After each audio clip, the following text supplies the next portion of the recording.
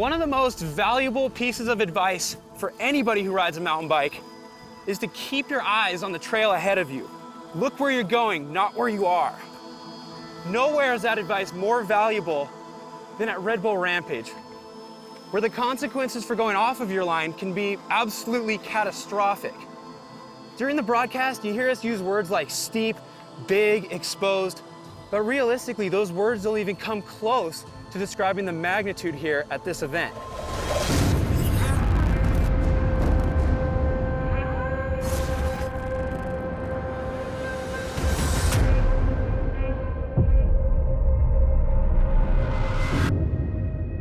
When you're in control and everything's going smooth, there's no better feeling in the world. But as soon as you get off your line and gravity takes over, even the best riders in the world have no more control than this rock.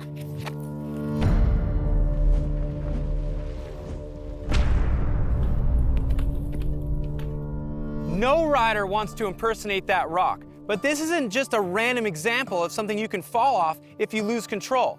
That rock was doing its best Nikolai Rogatkin impression, because this is the exact cliff that Nikolai tumbled down during his famous 2015 crash. Unless you've actually been out here in person, it can be really tough to get a feel for the scale of things. So to give a little perspective, let's compare this cliff to an apartment complex.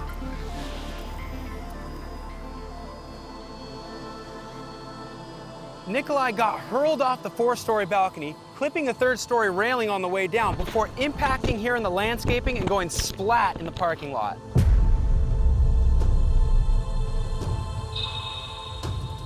Now you understand why we're always talking about the exposure out here.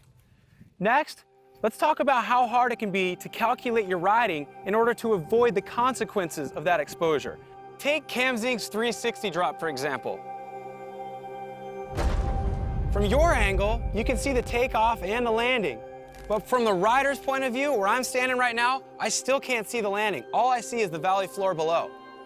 This is what we call a blind takeoff, meaning the first time the rider gets a glimpse of the landing, it's past the point of no return. They're fully committed, and it's too late to make any adjustments to speed. Why does that matter? Well, 2 miles per hour too fast, and the rider will land halfway down the landing and explode upon impact. Whereas 2 miles per hour too slow will put the rider before the landing and cause them to get catapulted off the bike. To take it one step further, Cam Zink decided to 360 this drop, meaning before he even got to the point where he could see the landing, he was already turning his back to it. He couldn't even see the landing until his tires were about to touch down. With a backdrop like this where everything's huge, it's easy for some of the trickable features to appear no larger than something you'd find on a modern-day slopestyle course. Here's Brandon Semenick's step up from his winning run. Let's go measure this thing and see how it compares to what you'd find on a slopestyle course.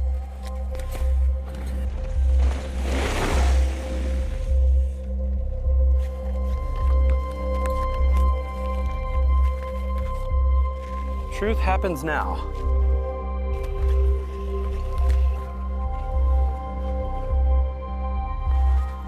All right, right where you'd like to land, there we go, 47 feet.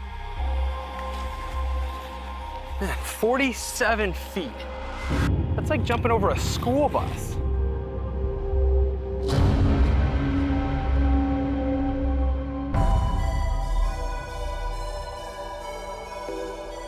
This is one of the longest, steepest, continuous pitches in the history of Rampage. It's Graham Agassiz and James Dorfling's chute. I'm not exaggerating when I say it's about an average of 45 degrees the whole way. And I'm trying to climb up it right now. As you can see, it's not the easiest thing in the world. Oh, oh God, oh. Oh. Okay. The idea of riding this is absolutely mental, considering it's almost impossible to climb up. Just to prove that I'm not exaggerating about the 45-degree angle, my body's vertical, my arms are horizontal, and look around, you do the math. Graham Agassiz and James Dorfling rode their bicycles down it at a high rate of speed. Man, can't believe they rode that. Hopefully, these visuals can help you digest exactly what goes into putting together a top to bottom run here at this event.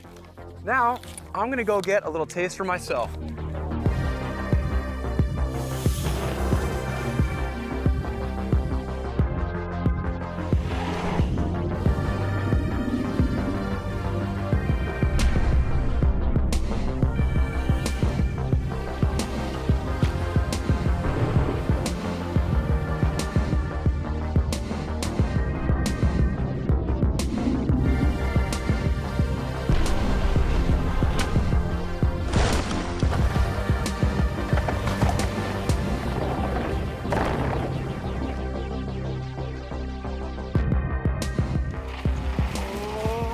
Oh, not this one.